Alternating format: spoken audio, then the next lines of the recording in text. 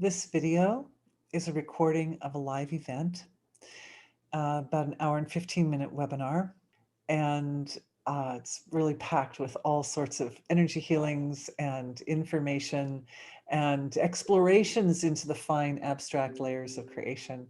I hope you love it. If you do, please like and subscribe. The title of today's session is Turning Darkness to Light with Energy Healing. And I have been looking forward to this session for a really long time. I've been sort of dancing around the topic for a really long time, for years, because whenever we would approach our collective, our webinar collective would approach darkness, it just seemed like so dark and so like the unknown and dangerous. And I wasn't sure. And I didn't want to take any risks or chances. But things have changed a lot, and we have become so integrated and so coherent. And I understand so much more, having worked with all of you as a group, that I have absolute confidence in our ability to address some of the darkest, most insidious problems that face our world and the energies that are just absolutely horrid. We can do this. we're invincible.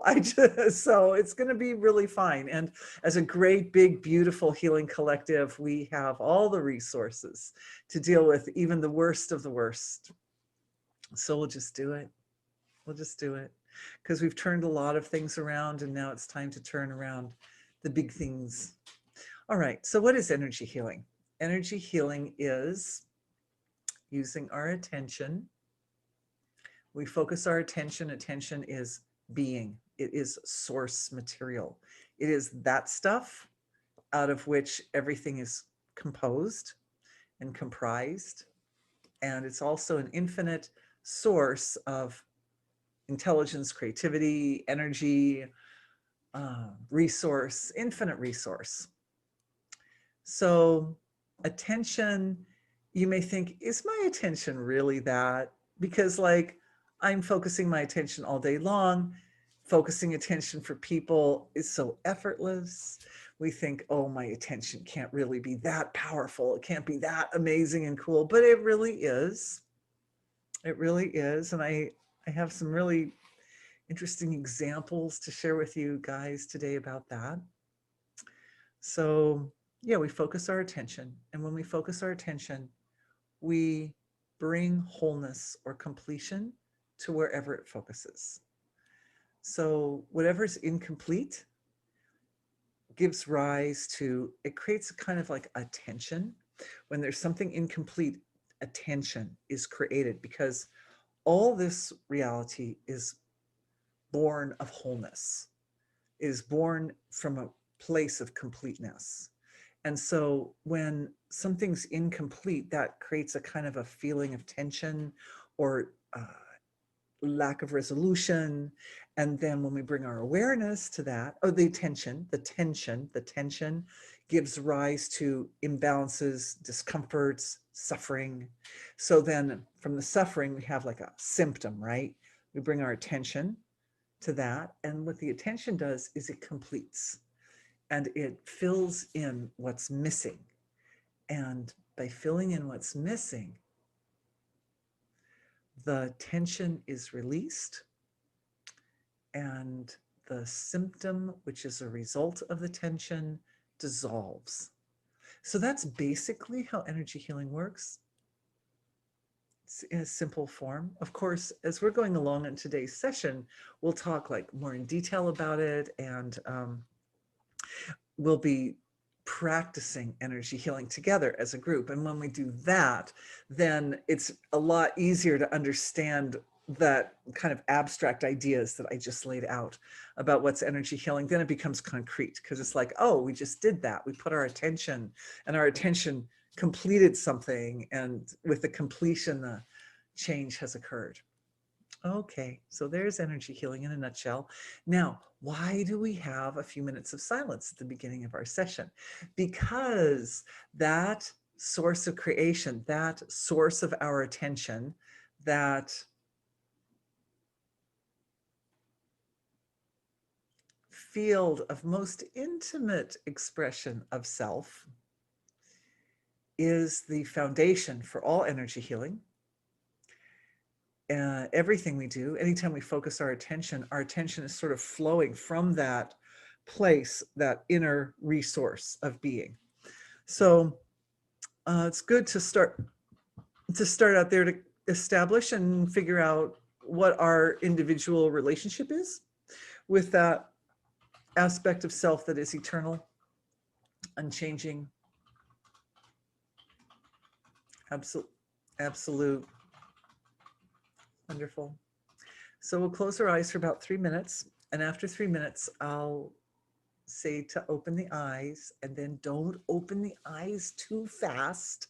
Just slow and gentle, because we want to give the nervous system time to integrate the experience of the silence that was going on during those 3 minutes. Okay, everybody. Let's close our eyes.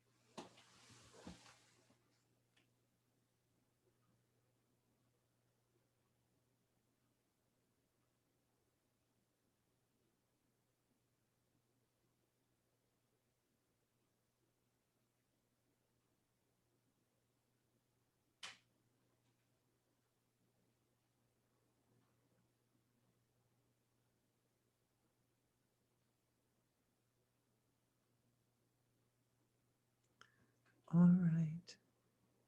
Let's slowly open our eyes.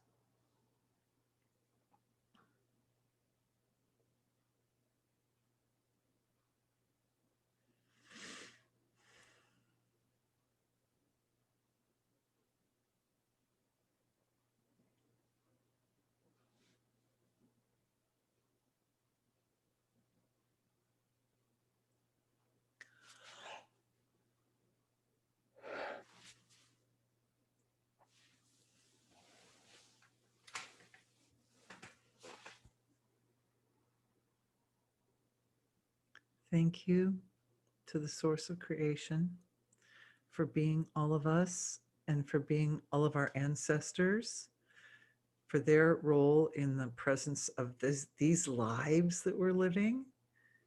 Thank you to the eternal tradition of wisdom that resides, as a bridge of knowledge or knowingness that connects the absolute and the relative and is so much more than that. Thank you for our ability to work concisely and efficiently.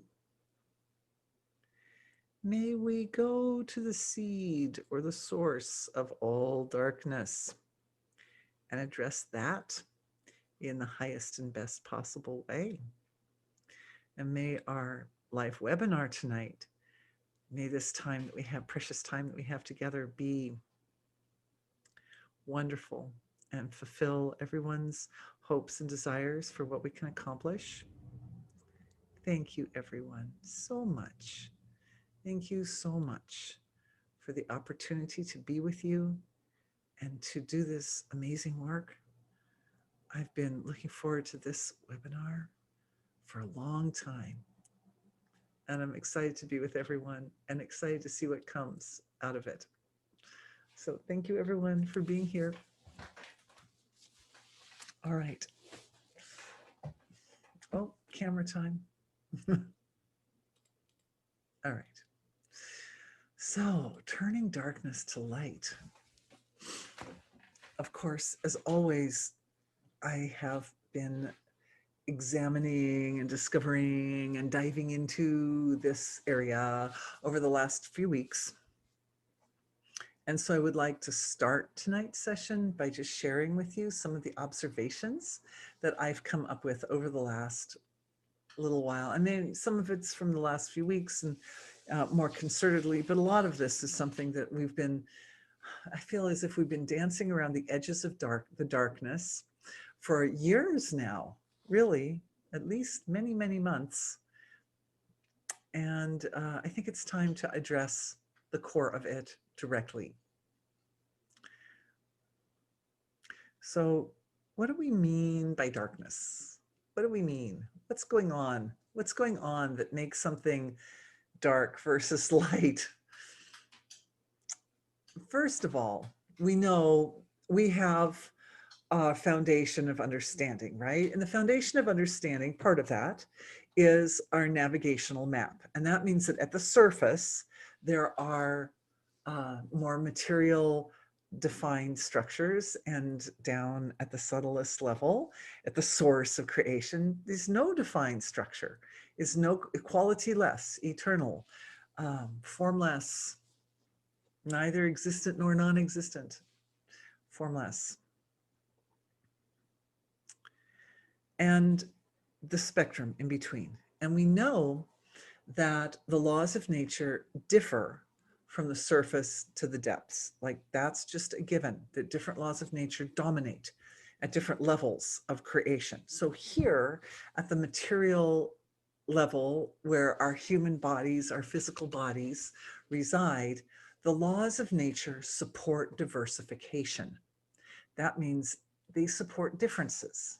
Like, this one's pink or red, and this one's blue, and this one's purple, and they're different. They're different from one another.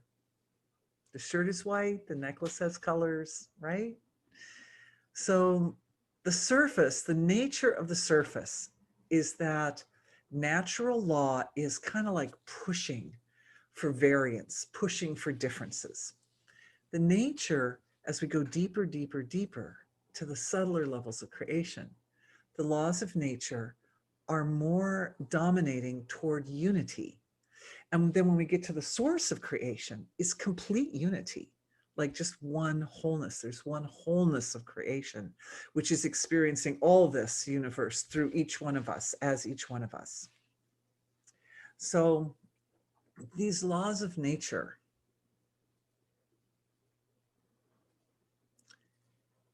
it's good not to violate laws of nature. If we violate laws of nature, we come up with problems. Now, that's not to say, I mean, I was looking at this and I was thinking, well, doesn't that create a paradox, actually? Because here at the surface of creation, like here where we're all living in our individual physiologies, well, wouldn't we like a world where like everyone has equal access to resources and everyone lives a nice quality of life, and there's like a certain element of unity even at this level? And the answer to that is yes, of course. There are certain aspects that the answer is that that one wholeness of creation is striving, and here's where we're going to start splitting hairs just a little bit. But the wholeness of creation wants to find its most perfect and complete expression at the surface. And so that's kind of like one of the main things that we do, is that here at the surface, we're working within the constraints and limitations of the boundaries of the relative, right? The laws of physics and gravity and stuff. Like we have to work within these certain laws of nature here at the material level, but that within those constraints, we can create, we can organize ourselves to be as complete an expression of that totality or wholeness as possible. And that when we do that, then whatever comes through us or out of us, it carries that wholeness and totality with it, just like our attention, right? So I'm just gonna, I guess I'm gonna use, I could use so many different things. I'm gonna use this mug. I made this mug and I was so in the zone when I was making this mug. Like there was just something, it was so effortless. It took, like, you'd think, oh, a mug, it takes a long time. No, it took like minutes. It took minutes to make this cool mug with all these far out designs on it, because I used some piece of cloth that had texture. But anyway, how is a little bit irrelevant. What's important was that there were a lot of like moment by moment choices and decisions that I made that weren't based on overthinking. It was just being in the zone. I was touching clay, and touching clay was beautiful for me. It was grounding. Clay has this structure that is very, very orderly at a molecular level. And because of that orderliness, that orderliness interacts with the consciousness of this being and creates a quality of satisfaction that's great. So that element of just at those moments, like not thinking about the past, not thinking about the future, just in the moment with the clay, right? And just allowing this instrument, this person, these hands to be like the instrument of the divine, and just say, just to make something amazing and beautiful and satisfying. That's my camera over there. Yeah. So so we make things, and it's pretty symmetrical. It's not perfectly symmetrical. I was going to show you this too, because of course nature also makes, right? Nature's like forming these beautiful little crystals.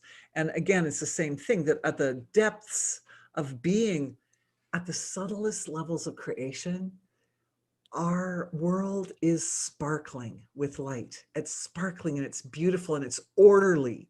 And so when nature's creating, nature creates this like beautiful, sparkling, orderly expression of its, and it's not, when it comes up to the surface, again, it's not like perfectly symmetrical, right? Even this is just a chunk off of something bigger, but even that wasn't perfectly symmetrical. Once it gets to the surface, it has to deal with the laws of nature of this layer of creation. Like I was thinking this morning, you know, if a tree were like exactly perfectly symmetrical, we'd look at it and think, well, there's something wrong with that tree, right? Because nothing that nature creates at this level is like exactly perfect symmetry. But so this field, this relative field, it has variations, it has differences, it does have a lack of absolute perfect symmetry. But the deeper we get, the more symmetrical and the more precise, the more unified everything is. And the deeper we get, the deeper we go in the field of consciousness, the more intimate, our interactions are with the laws of nature and with the environment as well. So at the causal level of creation, there's this deep kind of universal intimacy that is experienced with the whole universe. Like that's the level where you are the universal body, the causal body. If anybody's not sure, check my knowledge base, causal body. And so because of that, because of the symmetry that's at those very deeper, finer levels of consciousness, there are laws of nature that are related to like a reflective function. There's reflective function, which means when I look out into the creation, it reflects back my own nature back to me. This is really, really, really, really important, because when we're dealing with energies that are dark, what we're essentially dealing with, and this is now we're coming up to answer one of the big questions that came in tonight. So many very intelligent questions. This question, what is darkness? What is darkness exactly? So I was looking to answer it myself. And what I determined is that darkness is an expression of a lack of unity or completion, especially if that's happening at a really fine level. If there's a lack of completion at the surface, we kind of expect that. I mean, look at this picture behind me. This side doesn't look like this side, but it looks natural. It looks okay. And then you've got all that dark, shadowy stuff, dark shadows. Anyway, the darkness is an incompletion. It's a lack of symmetry in an area where the laws of nature favor symmetry. So just like we can bring the laws of unity and symmetry and perfection out to the surface to some degree or another, it's the laws of nature, the surface don't favor that. Whereas at the subtle level, the laws of nature don't favor asymmetry as much. They don't favor, dismemberment. They don't favor incompletion. But when we come up with a subtle form of creation that is incomplete, it's very unpleasant. It's very unpleasant. The causal level of creation, I was talking about it being sparkly and everything, but sometimes if there's an incompletion there, it'll make a dark patch. The darkness, the most intense darkness, the most difficult to deal with darkness is darkness whose roots go down to that very fine, very bright, very beautiful, symmetrical, unified level of creation. And they hold on to incompletions at that level. And those are the ones that really hurt.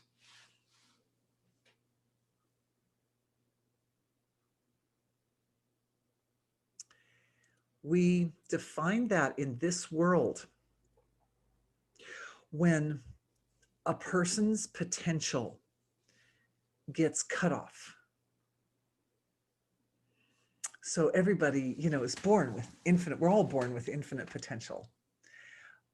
But sometimes that potential gets cut short or damaged. My children, they know the internet better than I do, once shared a video from a security camera at a department store, in the parking lot of a department store, where a young woman was walking across the parking lot into the department store and was abducted. And evidently at that time, there were like quite a lot of abductions that were taking place, and that it was in Minnesota or something. Anyway, I watched that video and it was scarring. It was scarring because like that was not a reenactment. That was like a real person who had a life, right? Who had a future, who thought she was going to the store to pick up some milk or something, right? And but she was pretty and she was young and she was alone. and her life got cut off. Her life got changed like really, really suddenly. 3 people in a van, they got her. I mean, hopefully the security cameras got the, I always think back and think, well, hopefully they got the license plate of that van, and they got obviously the description of the people. You can see them, forcing her into the van and so forth. So hopefully she got saved. That's, I hope she got saved. But there was this moment when I watched this thing and I realized that this person's potential to grow up and become to become a mother, or to leave a legacy to this world, or to do something great, like that just stopped. That potential got stopped in its tracks. Now, the thing about personal potential is our personal potential is rooted or seated down at the subtle level of creation. So when something happens that attacks the personal potential, that feels like real darkness. That's like really, really scary. So that's how I define darkness. That was to answer that first question. How do we define darkness? We define darkness when incompletion shows up in an area of creation where it does not belong. All right. Let's see what else is here. Oh, and is it different from the unknown? Absolutely. Absolutely. Absolutely. And from that, I have to connect the definition of the unknown with the definition of darkness, so that we can see how they relate to each other and how they don't relate to each other. So the unknown we can define as that entire area of creation where in this moment, those of us who are in human nervous systems and experiencing life as a sequential unfoldment of moments, we are in this moment.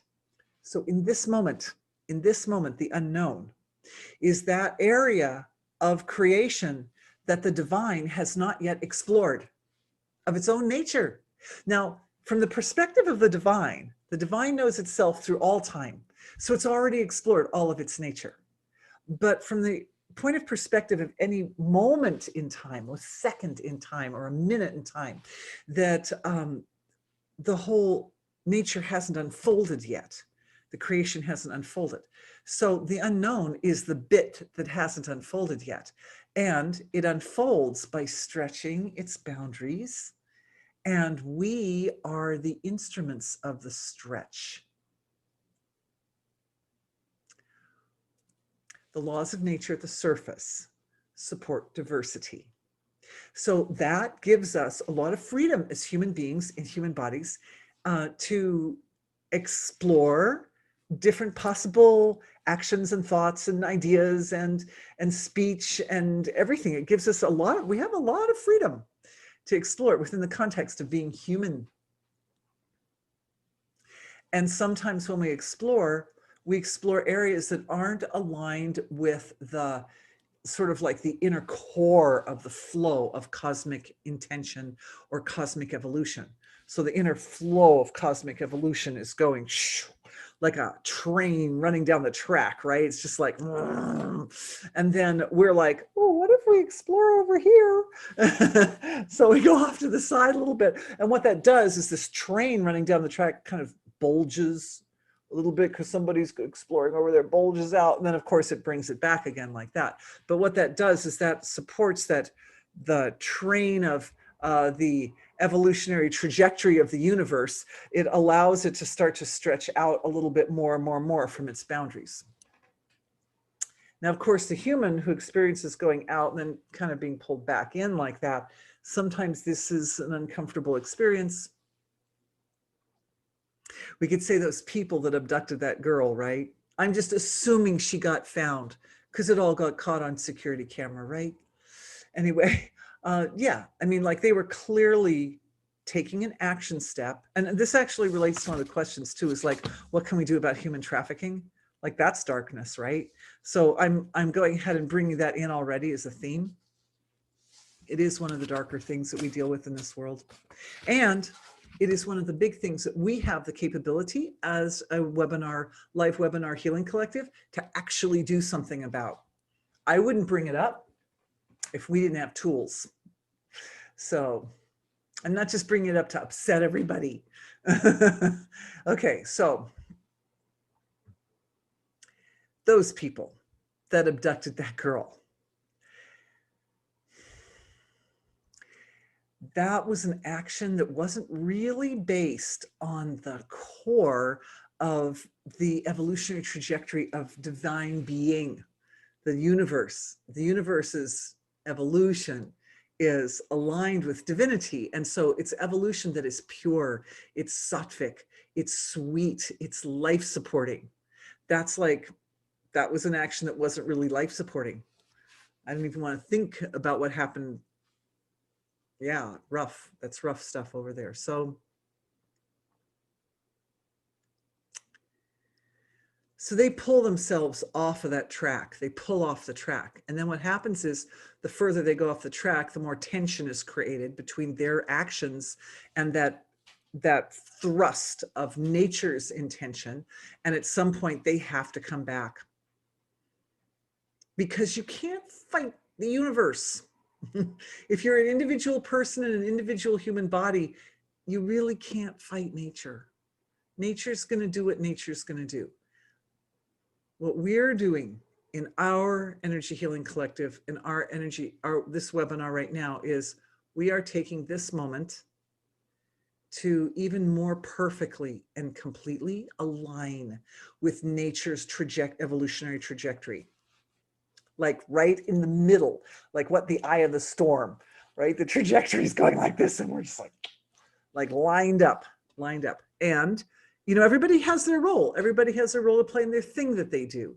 So those individuals who want to kind of be like responsible for the bulging, fine, they should do that.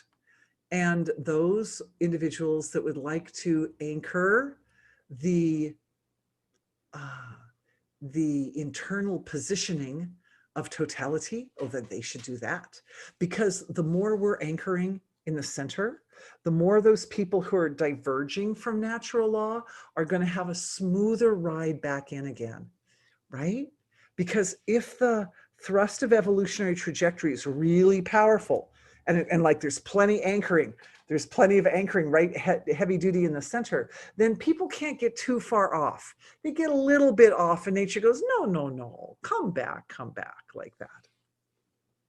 And if it becomes kind of like broken apart and unstable, then it's easy for people to get way away from that sweetness and purity and absolute goodness of the divine intention for its growth. And then things can get not as good. And I thought I would also address that a little bit, because we do have some patterning happening, both for this webinar, and then this also helps us look a little bit forward to the next one as well. The next webinar is about systems, like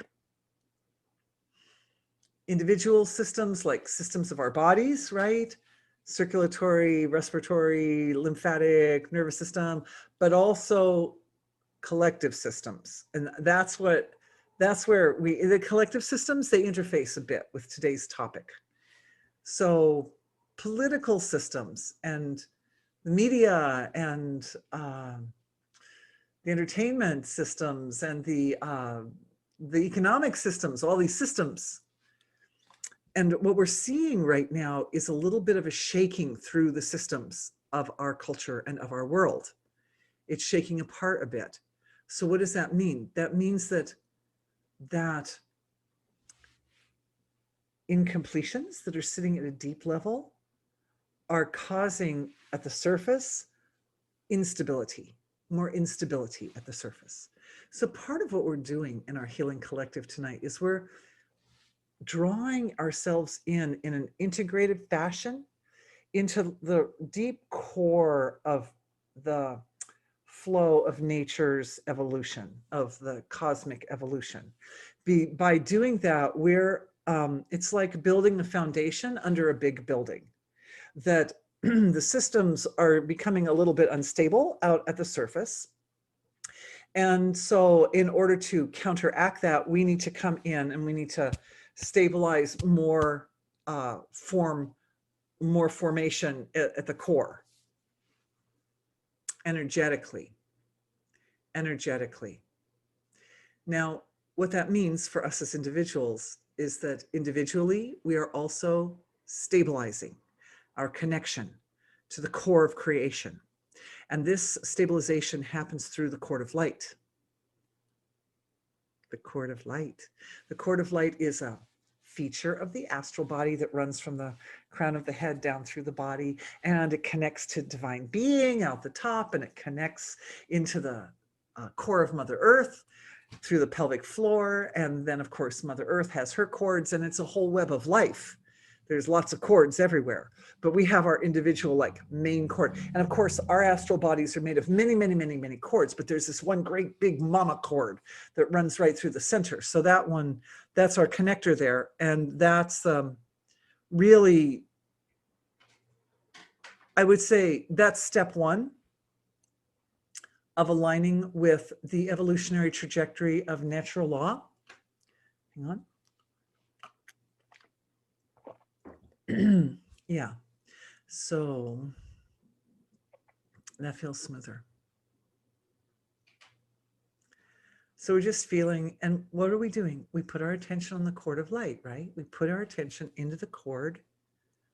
And as we put attention on the cord of light, we bring the light of wholeness, totality, source of creation to the cord of light. So we activate, we light it up like a Christmas tree. We light up our cord of light. Now, the cool thing about our webinar collective, about when we do this together as a group, like each person's doing it individually, but when we do it together, our collective also has a kind of a central core. Every collective does, every system does. It has a central core. So that core also is aligning. And as that core aligns, and when I close my eyes to see, anyway, as I close my eyes to look at this central core, it always appears to me as if all of us in our healing collective are organized around that central cord of light, that big, big central cord of light, in a kind of a mandala shape.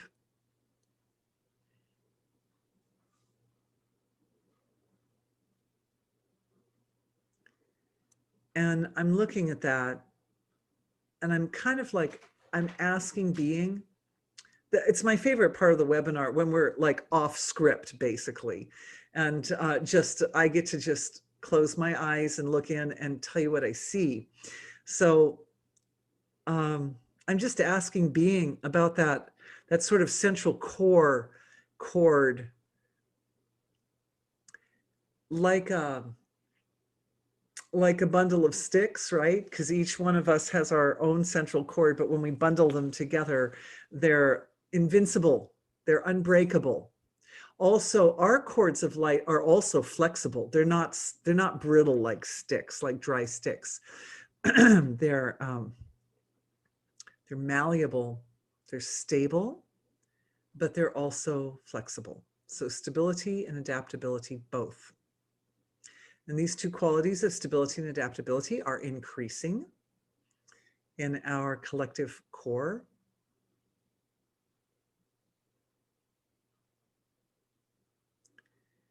And the quality of being integrating into that. It's very beautiful that because we're doing this exercise together, I mean, we can do it as an individual. As an individual, you can put the attention on your own cord of light, and it helps to stabilize and anchor you to being and so forth. But when we do it as a collective, we each provide into that collective center our unique perspectives on what is that source of creation. So the source of creation has a chance to sort of shine in a multifaceted manner. And the source of creation, then it's like a bigger infinity, basically. In math, you've got different sizes of infinities. So we make a big infinity. Each cord, it connects to infinite being, right? Individually, but then as a collective, a big infinity.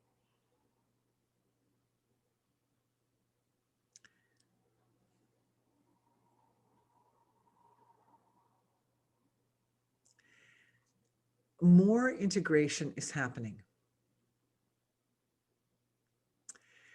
This is interesting that at the beginning, when we had our 3 minutes of silence, I was thinking, I could feel everyone's attention. I could feel everyone's presence here. And it's a very sweet, very excited time. And it's such an interesting topic, dealing with darkness, right? So, I could feel that. And then eventually that gave way to a deep, deep silence. But what I'm noticing here is that the power of our collective is to affect the silence, not by going out and doing something to the silence, but we're affecting it by going in more and becoming more integrated and more powerful and more stable. As this core stabilizes and integrates,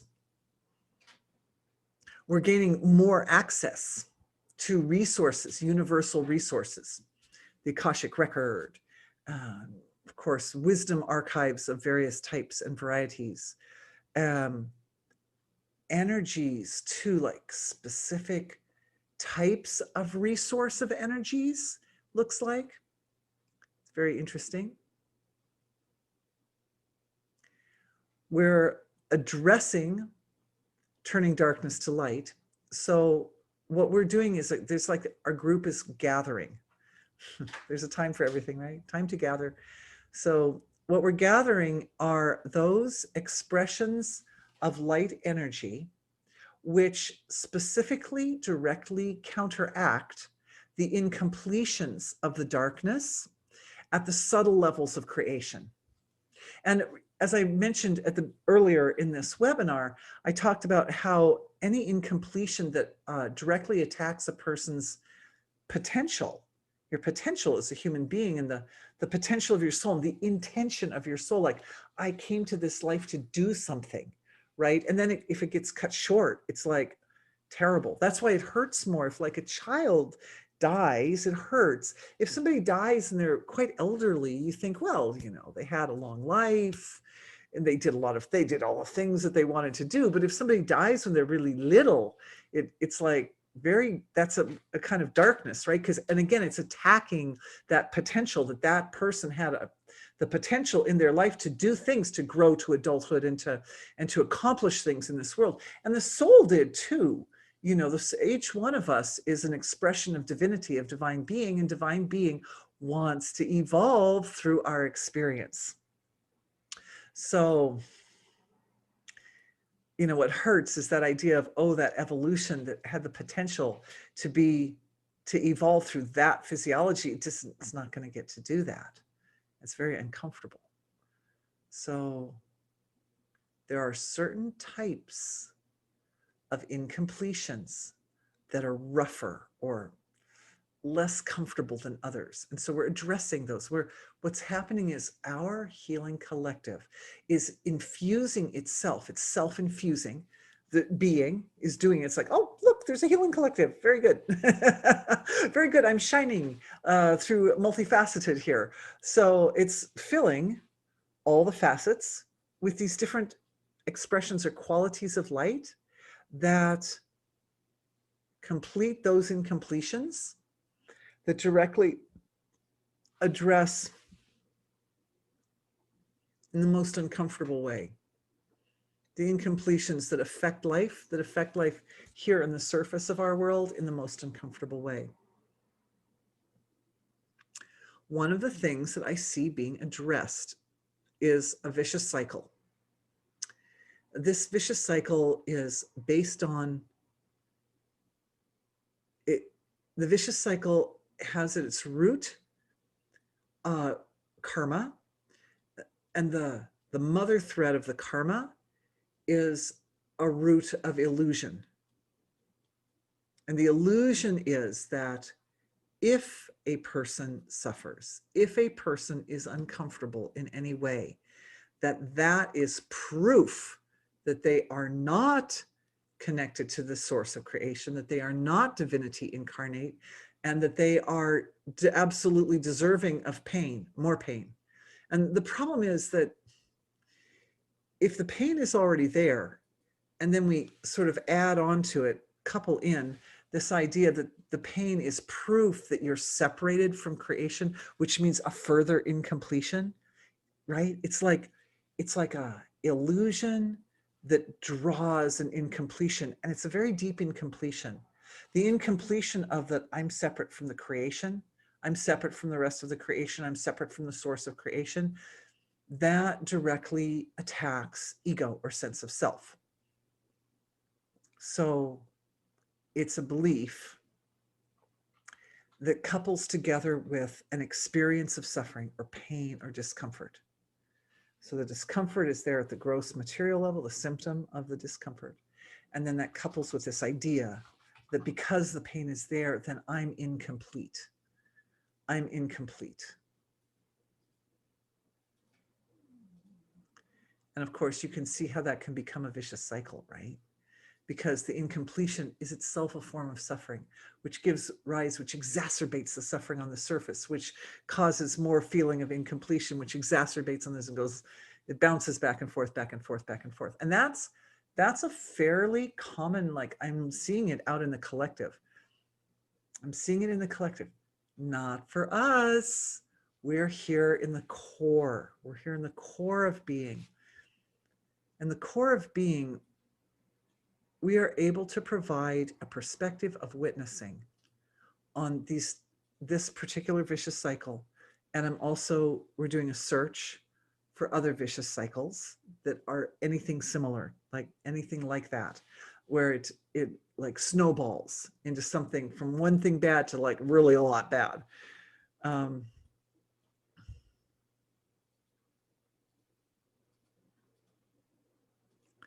The ability to witness allows the individual to step out of the vicious cycle and to realize, oh, I am bigger.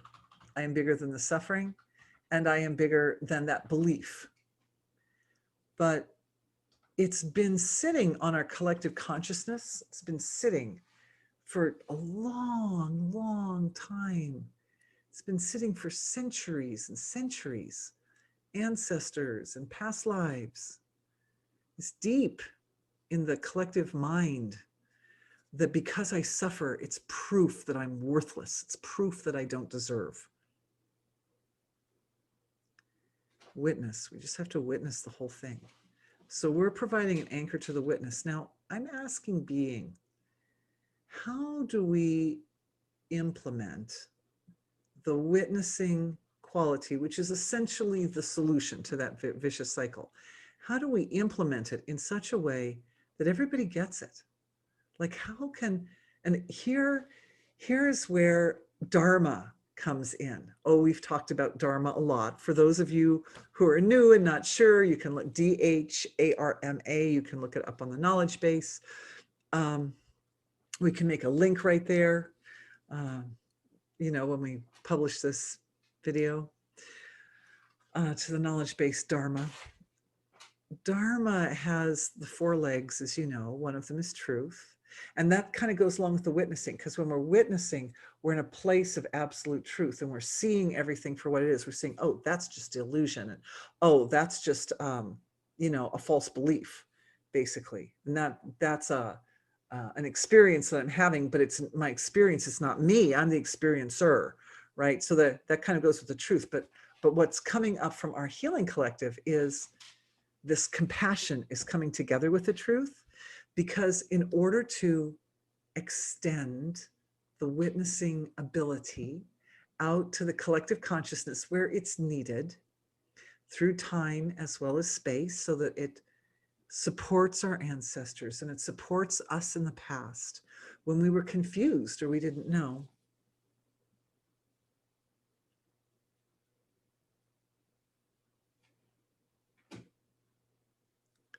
The compassion is like a catalyst.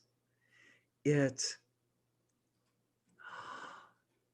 stretches the edges of the flow of evolutionary trajectory in a way that's life supporting. Oh, very nice, very nice. Love does that. Ooh, no wonder it's so treasured and so valued in our world, huh?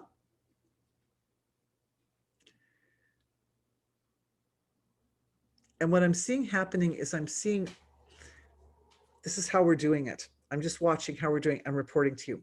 A core of deep, deep, deep, deep silence in that cord of light going down and sitting down in the solar plexus area. Just even looks to me like some of it's below the solar plexus. So between the navel and the solar plexus, I'm seeing it going deep also into the navel area, and then also deeper than that into the root chakra area. So from the pelvic floor through the solar plexus, there's like a core of profound silence, profound silence.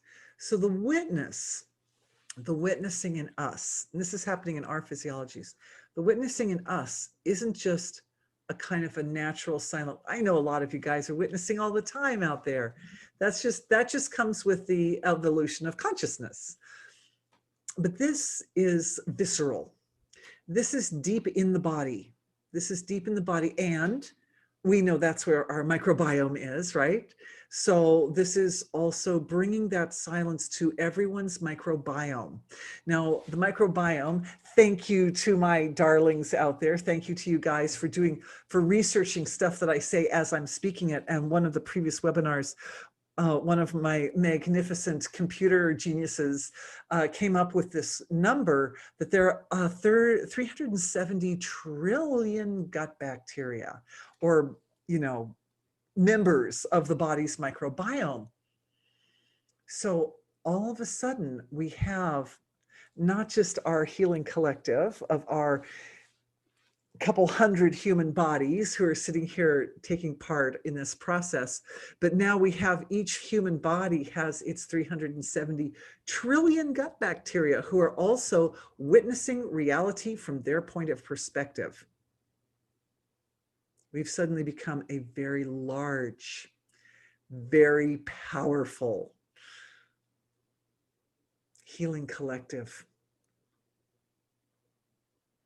That infinite silence of being that's sitting like holding space for the consciousness in the abdominal area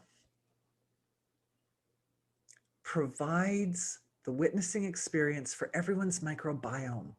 So not only does this activate a deeper, greater, more integrated experience of witnessing for each one of us, but it also empowers our healing collective so that the witnessing value that we so humbly and so gratefully offer to the collective of humanity that has suffered from the grip of illusion over centuries, that this witnessing is coming from a very, very stable place, a very, very stable position.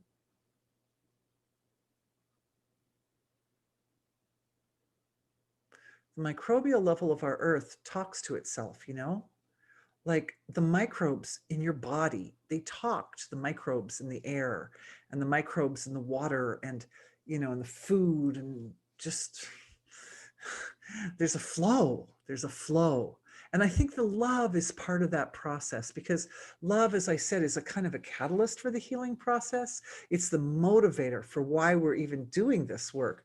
And the love supports that flow, and it opens not only the witnessing ability so that that's more accessible, not only within us, but through us to the subtle structures of our world, right? The microbes in our world talk to the minerals, and the minerals are talking to the elements, the air and the space and the fire, and there's their interactions going through and through our world at all these kind of very primordial levels of our world. So by coming online, coming to this level of alignment or integration with this witnessing value, that's all we're doing. We're just bringing the witnessing value. It's a very simple thing, actually. It's extending and expanding into the world at a very primordial level. Who would have thought that the illusion of being not good enough was held not just by the human collective, but is held in other parts of our world too, or that was anchored? The illusion, the darkness, the incompletions that sit at that causal level, this makes sense to me, that they've been able to penetrate the human collective and grip the human collective over the course of centuries and centuries and centuries, because they're anchored into structure in our world that isn't human. Ooh, that really strikes something. I think we struck something there. We struck gold. We struck something.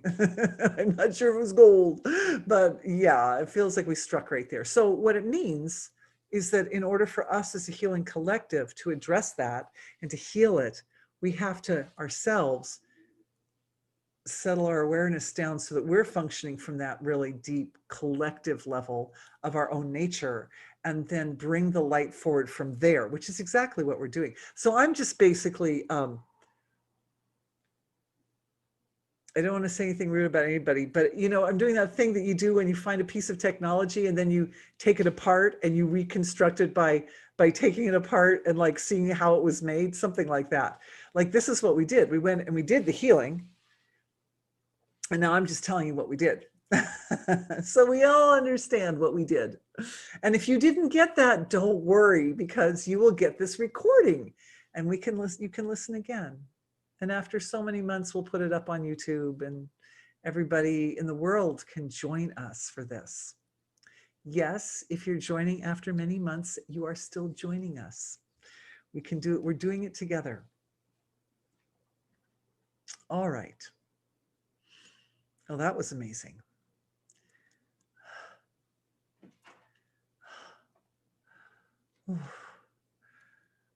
I'm feeling a kind of a purification. Remember, I said we kind of bumped into Dharma, where we started to draw Dharma into this process, because Dharma is so powerful. And it is, for those of you, that's a new word. Dharma essentially means that which sustains. It sustains the universe, but it's also, Dharma can be interpreted as action in accord with natural law.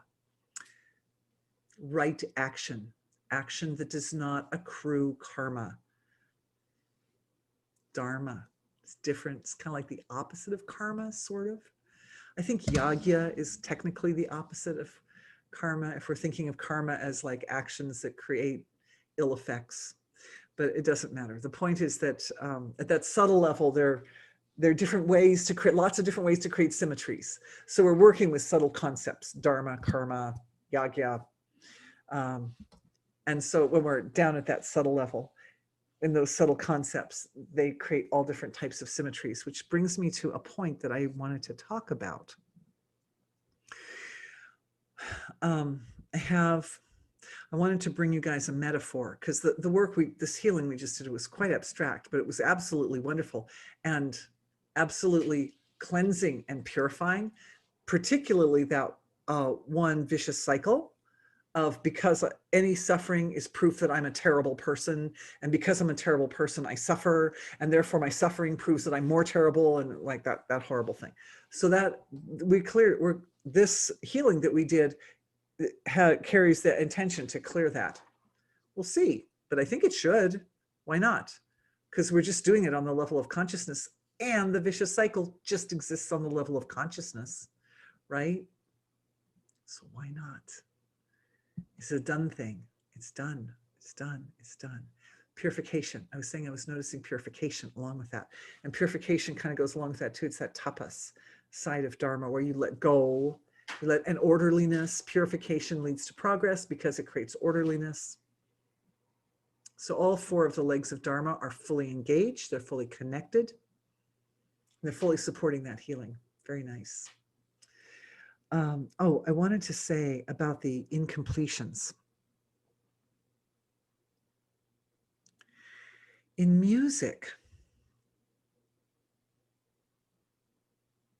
music is such a beautiful, beautiful metaphor for the energy healing work that we do, because it's sound vibration. It's just sound vibration. And really, when we're doing energy healing, we're essentially working with sort of fundamental vibrations or frequencies of consciousness. And music has this wonderful way of transcending or going past speech and describing forms of consciousness directly, which is why it's beautiful to us.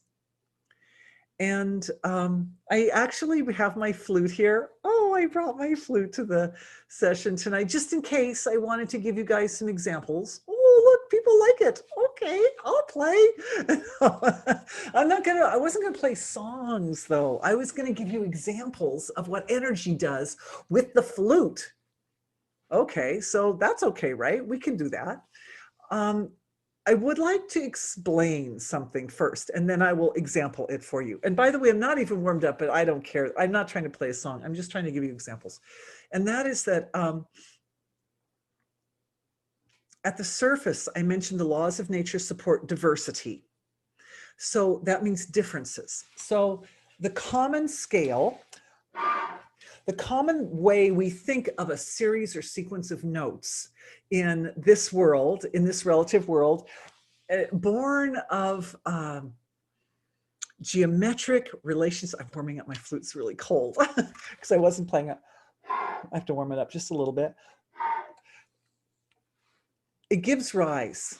And I'm not going to go too much into the mathematics of it, but it gives rise to a scale where the relationships between the notes are not exactly equal. So this is going to sound really familiar, you guys.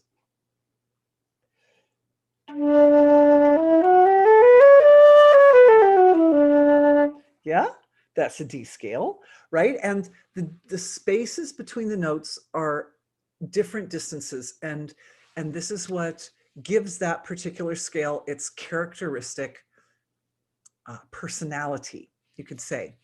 I could change up the differences, the different spaces between the notes, and I get a scale with a completely different feel to it. Same note, I'm starting on the same note.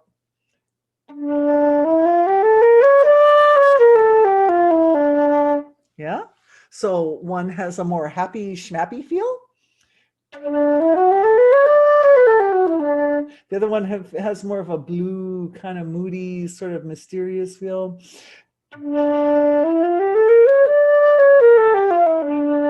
Right? Okay.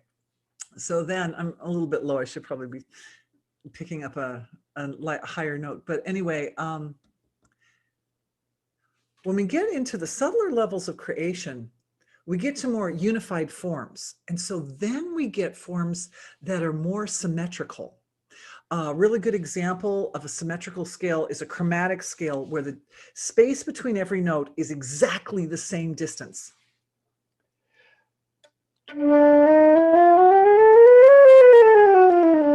Right? They're da, da, da, da, da, da, da. They're all the same distance, but there are a whole lot of different types of symmetrical scales. And one of the interesting things about symmetrical scales or these sort of symmetrical forms is they feel incomplete. They have a kind of incomplete feel to them. It's interesting. The major scale has more of a complete feel to it. And you notice in those two, the major and the harmonic minor that I just played, both of them have a half step between the last note and coming back to the octave, which gives this lovely feeling of coming home. And even though it's not a symmetrical scale, there's a resolution, there's a nature. The scale has resolution built into it. So when we have these more symmetrical forms, like if I play for you, for example, a diminished scale or a diminished chord, let's see.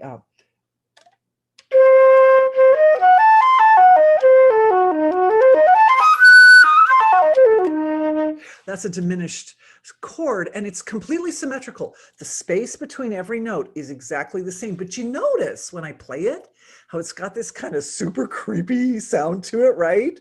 Right? Let me play it again. Listen, you'll hear this.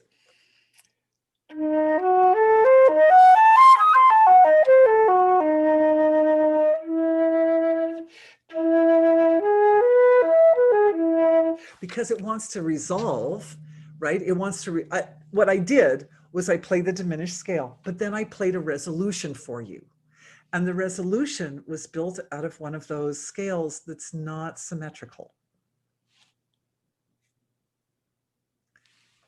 Okay.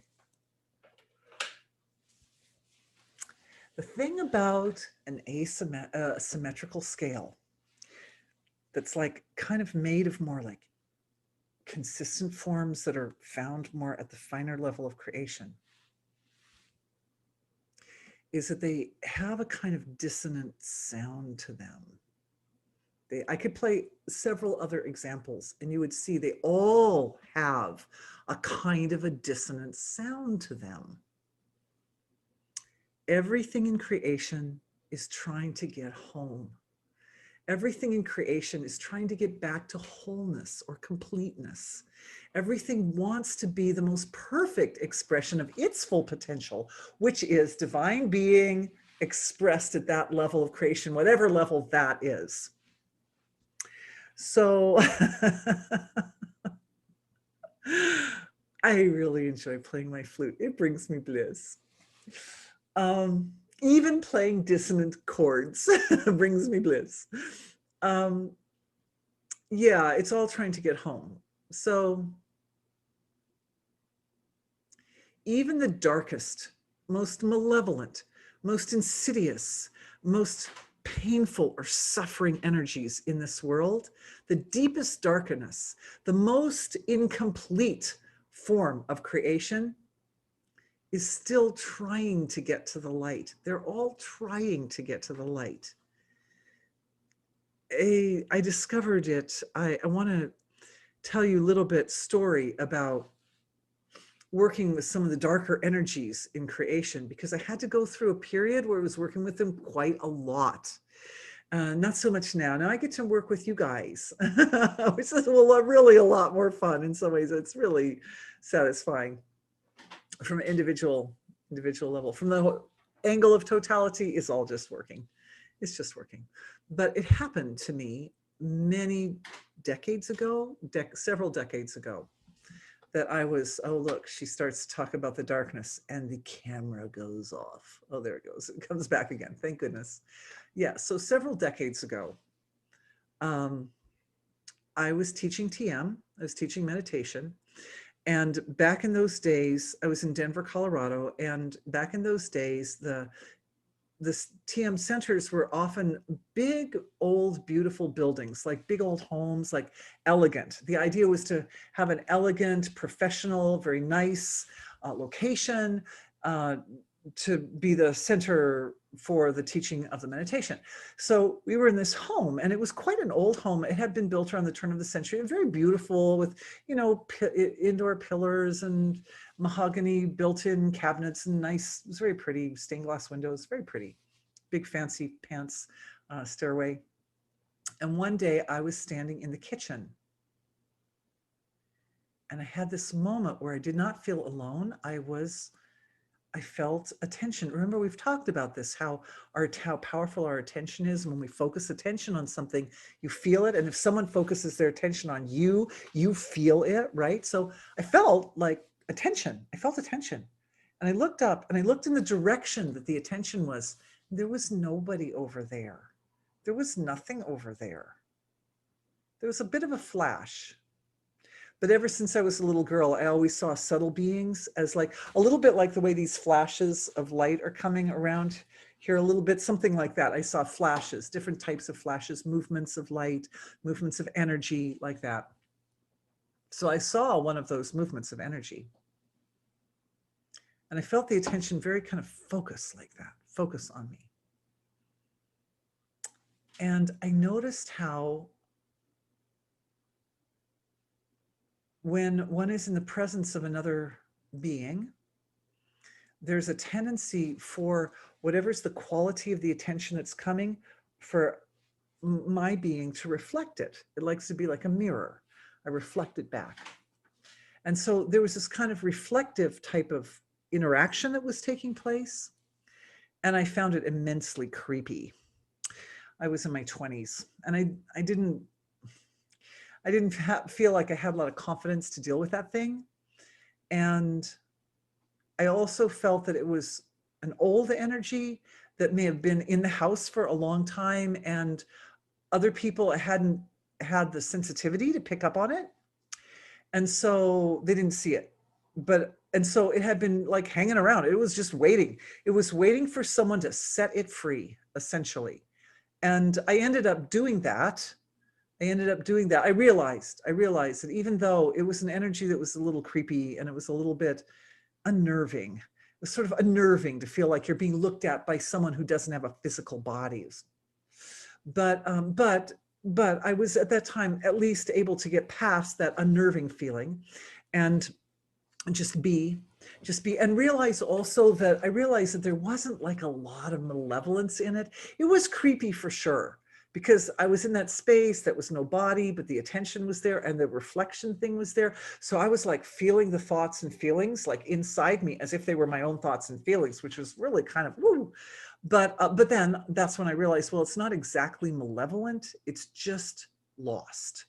It was kind of lost. It was a lost thing. So I was able to add my light to help shine on the path where to go next. And so it helped.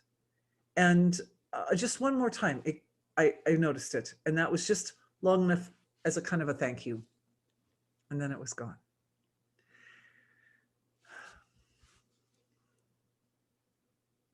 Later, when I was a mom and I was spending a lot of nights awake at night because of my children, because when you have really little children, they wake up a lot during the night and they need you and stuff. They need you for things and to sustain them.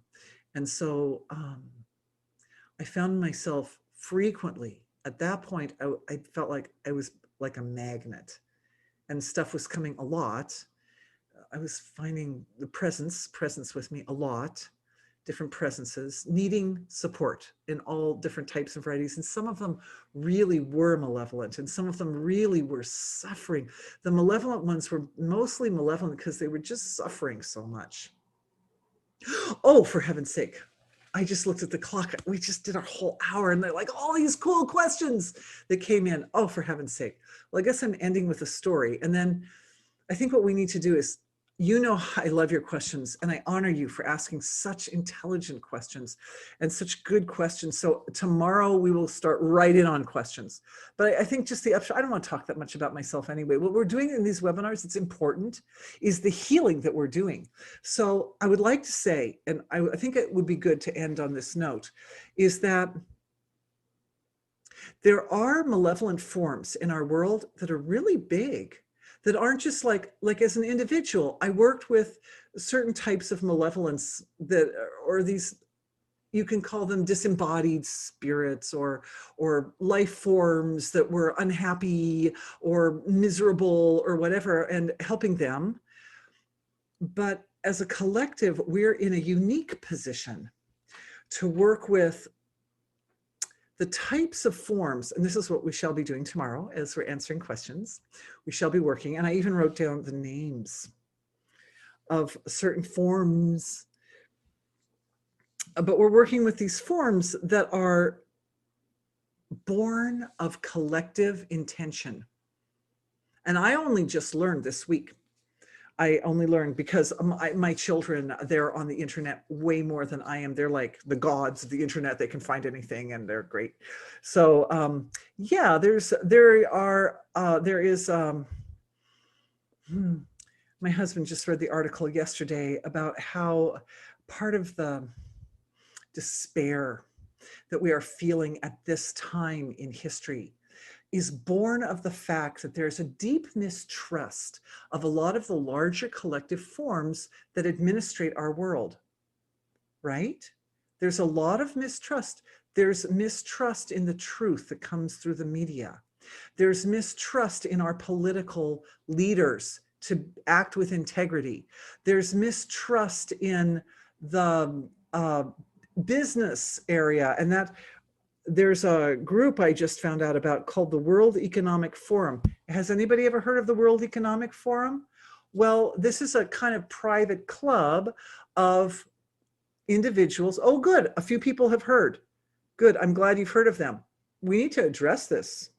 because this is a group of individuals who are all wealthy enough that they can literally carry out any plans, and they get together as a collective many times a year in various countries around the world and talk about how they can sort of pool their resources to affect changes for our world, which is fine. That would be fine if a lot of the wealthy people in our world were enlightened. That would be super awesome. We'd have like a beneficent panel of kindly individuals who care about our individual desires and needs and would put their resources where it really counts.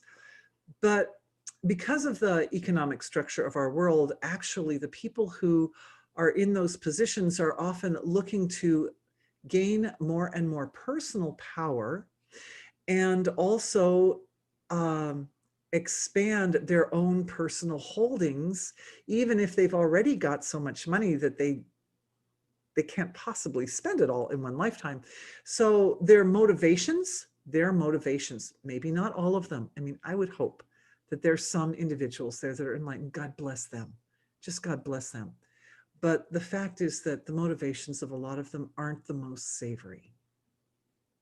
But they're in a position with resources to carry through any intentions. So we'll think about that for a little bit.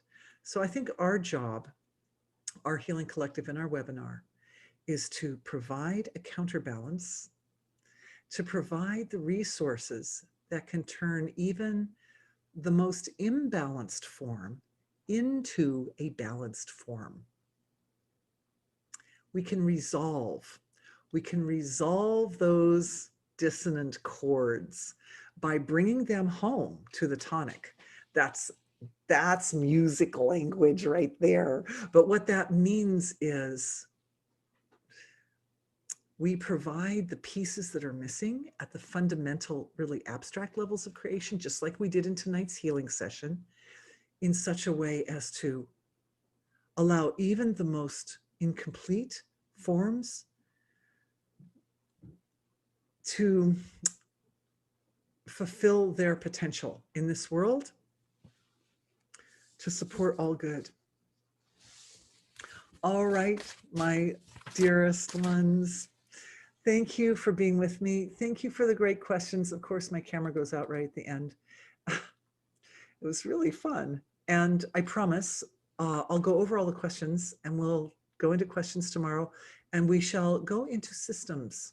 We should go into healing at a systems level of our world, and healing the really, bringing exactly the light that we need to bring. See, we just got our feet wet tonight. We just tasted it tonight. We did some healings that are affecting people on a very, very intimate, personal level. Tomorrow, we're going to really get out there and work with those big energies. So thank you all. See, you can do it. So now you feel confident, you can do it. Tomorrow we will go to the deep end of the pool. Thank you very much for being with me. We're going to have fun. I can hardly wait. See you at 1 o'clock Central Standard Time tomorrow, everybody, and all your time zones. Bye. Thank you for being with me. I am so grateful.